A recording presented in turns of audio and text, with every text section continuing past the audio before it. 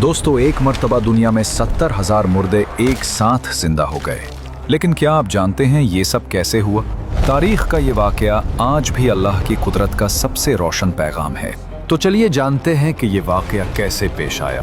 इसका वाकया ये है कि बनी इसराइल की एक जमात जो हजरत हिस्कील अलैहिस्सलाम के शहर में रहती थी, शहर में ताउन की वबा फैल जाने से उन लोगों पर मौत का खौफ सवार हो गया और ये लोग मौत के डर से सब के सब शहर छोड़कर एक जंगल में भाग गए और वहीं रहने लगे। तो अल्लाह ताला को उन लोगों की ये हरकत बहुत ज्यादा नापसंद हुई।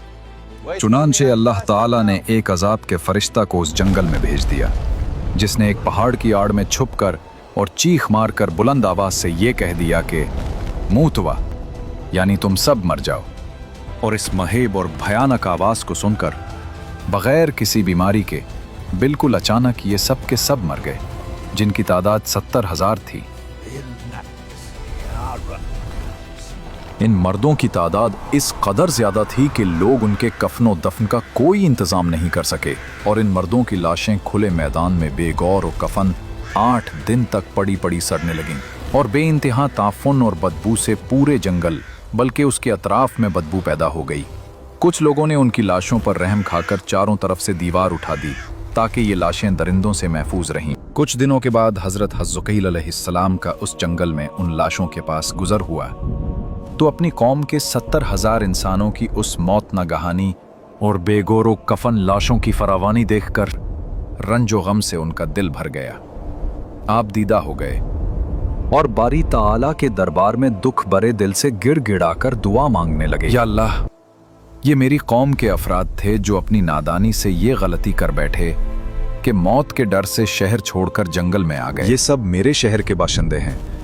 इन लोगों से मुझे प्यार था और ये लोग मेरे दुख सिक के शरीक थे। अफसोस कि मेरी कौम हलाक हो गई और मैं बिल्कुल अकेला रह गया और तेरी किबरियाई का खुतबा पढ़ती थी। आप बड़े सोच दिल के साथ दुआ में मशगूल थे कि अचानक आप पर यह वही उतर पड़ी कि ए हिस्कील, आप इन बिखरी हुई हड्डियों से फरमा दीजिए कि ए हड्डियों, बेशक अल्लाह ताला तुमको हुक्म फरमाता है कि तुम इकट्ठा हो जाओ।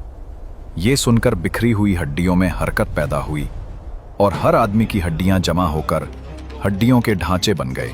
फिर ये वही आई कि ए हिस्कील, आप फरमा दीजिए कि ए हड्डियों, तुमको अल्लाह का ये हुक्म है कि तुम गोश्त पहन लो। कलाम सुनते ही फौरन हड्डियों के ढांचों पर गोश्त पोस्ट चढ़ गए।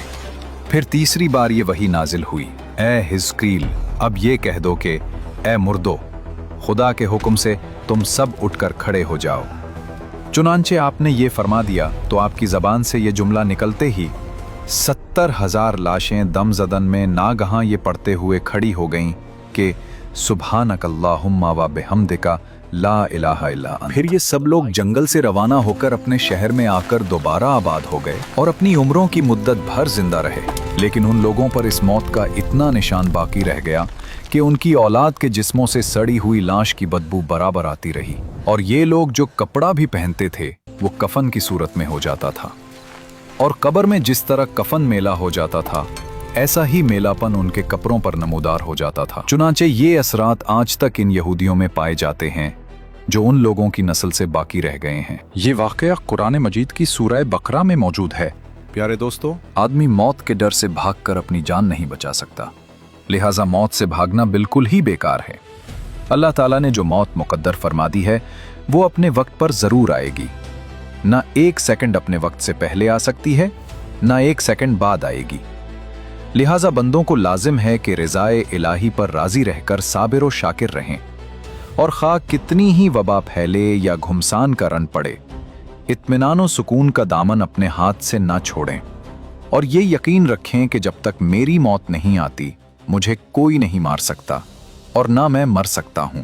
और जब मेरी मौत आ जाएगी तो मैं कुछ भी करूं, कहीं भी चला जाऊं, भाग जाऊं या डट कर खड़ा रहूं, मैं किसी हाल में बच नहीं सकता।